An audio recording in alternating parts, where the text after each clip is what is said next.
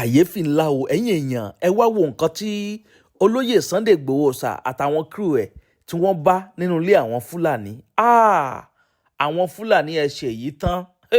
Ẹ wò ẹ wá wo bí táwọn Fúlàní wá kọ́lé sí nínú igbó kìjikìji ni wọ́n kọ́lé eléyìí sí o. Bẹ́ẹ̀ sì làwọn ará ń gbé ní ìrẹ́pọ̀ tiwọn ọkàn wọn balẹ̀ nínú igbó ibi tí wọ́n wà. Àwọn aráàlú ni wọ́n ń dà láàmú ni wọ́n ń fòró. Ẹ wò ẹ má jẹ́ ń sọ̀rọ̀ jù ẹ jẹ́ ń yí kinní sókè kẹfà balẹ̀ wá gbálà yí ọ̀rọ̀ kẹ wá rí nǹkan tí wọ́n rí o nínú ilé àwọn Fúlàní. Ẹ máa pín káàkiri kẹ máa like kẹ máa comment kẹ máa bá mi share káàkiri kó kálé kókó kó dẹ́sẹ̀ kókó kan ọ̀pọ̀lọpọ̀ àwọn yẹn lára láì dènà pẹ̀lú ó yá ẹ̀ ń sọ níbẹ̀.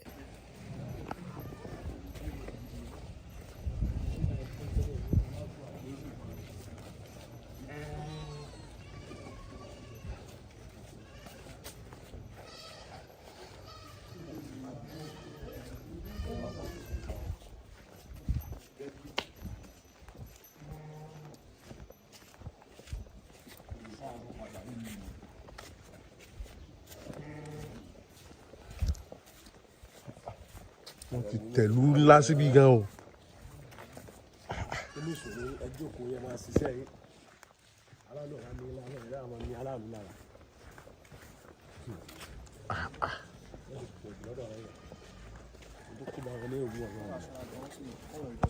Yes. Probably if it's just inside dancing. Yes. Ilé gan di báàgì lọ́wọ́ ni.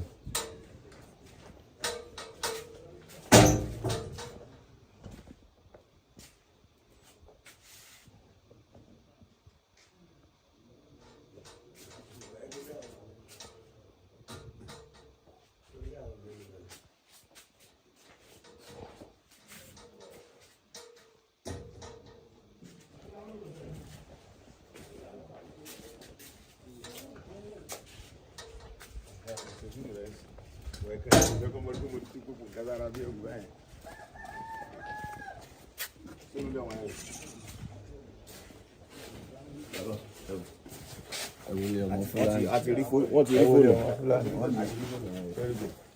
Wọ́n ṣe mú wá ní.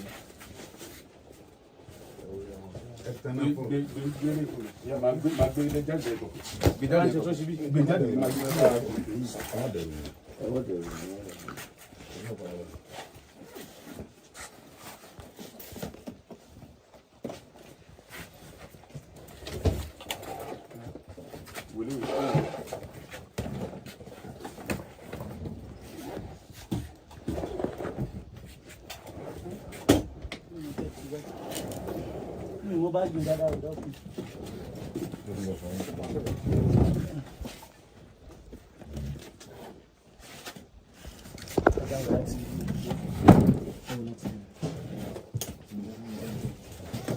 Ẹ bá ń tẹ̀lé gbé sílẹ̀ sí tán.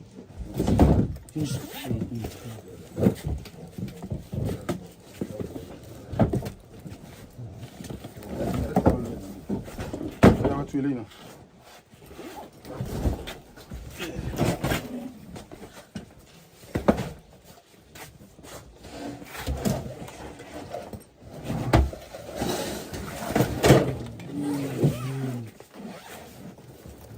Bá ti tó síbi sọ. Sẹ́ni tó sí.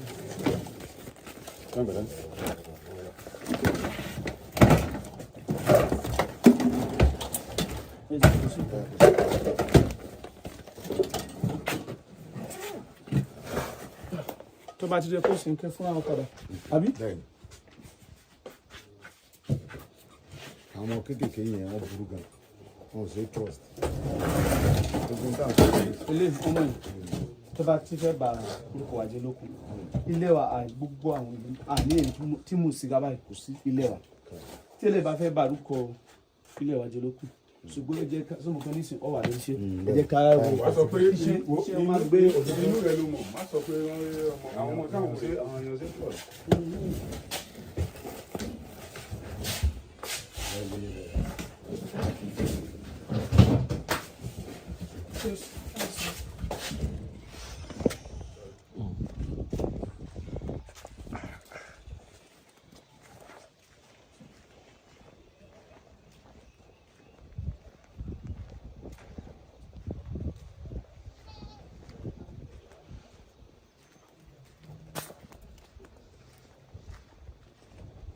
This is one of the hideout of the Fulanis. Almost 30-minute drive to the main road.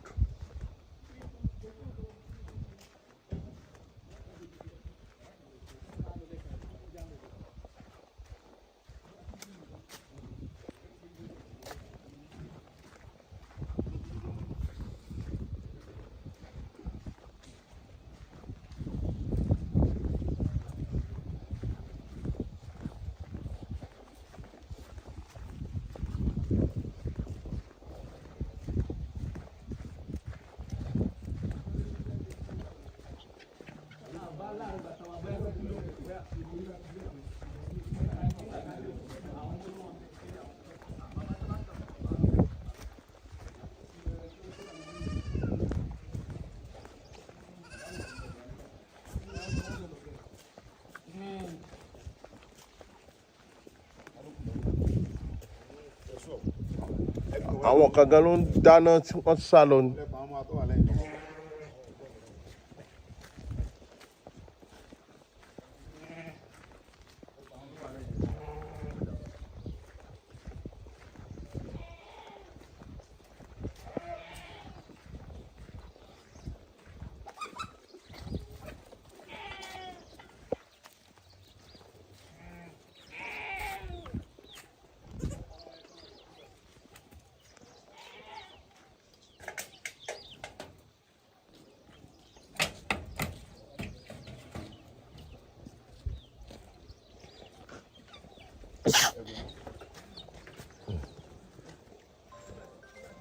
Wọ́n kàn ń ṣayé lọ ń bí mi.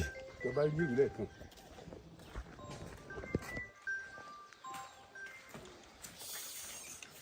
Àwọn àgbà mi ni. Wọ́n dẹ̀ dá lulẹ̀ onílẹ̀ lọ, wọ́n kàn dẹ̀ ń yọlẹ̀ lọ.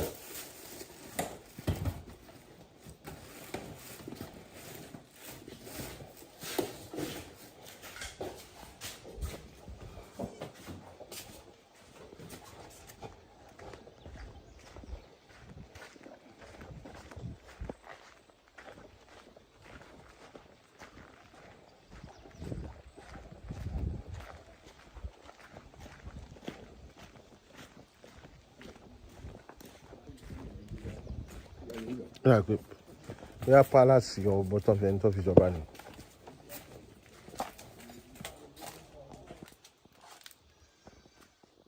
Wọ́n ń jẹun lọ́wọ́ gan ni.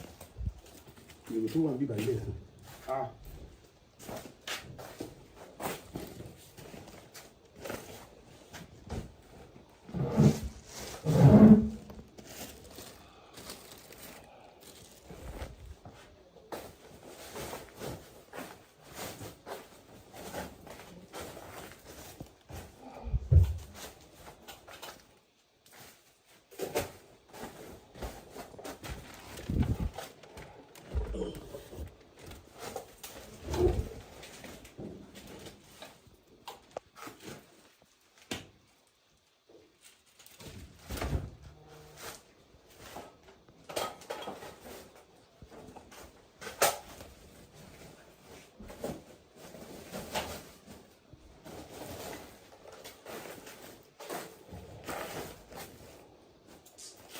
Èrò tó wà níbà ilé ẹ̀sìn.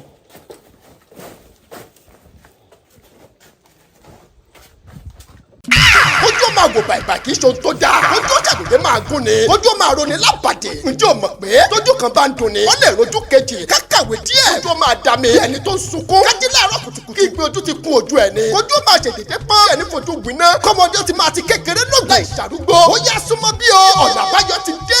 Tàbá sọ̀rọ̀ nípa jagunlabi oògùn tá a fẹ́ wí àtẹ̀gùn ṣe oògùn tá a ṣe láti lé àìsàn ojú jìnnà sí ni oògùn wo ni mo pè rí Novit Smart Vision Support Novit Smart Vision Support jẹ́ gbàǹkọ́bì oògùn tí a fi ewé àtẹ̀gùn ṣe láti kọjú ìjà sí cataract glaucoma blurry vision teary eyes àti gbogbo àìsàn ojú pátápátá ó yá pé nọ́mbà yìí láti order Novit Smart Vision Support 0813-330-5509 lẹ́ẹ̀kan sí 0813-330-5509 Novit Smart Vision Support ìbẹ̀rù fún gbogbo àìsàn ojú.